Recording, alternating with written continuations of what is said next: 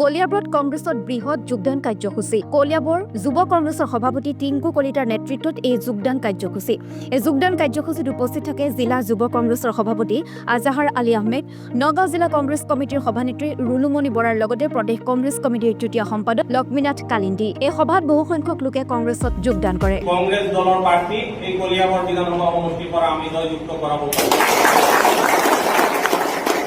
আজি আমি আমাৰ সন্মানীয় অসম প্ৰদেশ কংগ্ৰেছ কমিটিৰ সভাপতি আমাৰ যুৱ নেতা গৌৰৱ গগৈ ডাঙৰীয়াৰ নেতৃত্বত যেতিয়া গৌৰৱ গগৈ ডাঙৰীয়াই সভাপতিৰ দায়িত্ব লৈছে তাৰ পিছৰ পৰা দেখা গৈছে যে গোটেই অসমতে আমাৰ কংগ্ৰেছ দলৰ সৈনিকসকল দলে বলে ওলাই আহিছে। সাধাৰণ ৰাইজৰ মাজতো ২৬ চনত যি বিধানসভা নিৰ্বাচন আহি আছে এই নিৰ্বাচনত কংগ্ৰেছ দলৰ চৰকাৰ গঠন হ'ব বুলি সকলোৰে মনত এটা ধাৰণা হৈছে।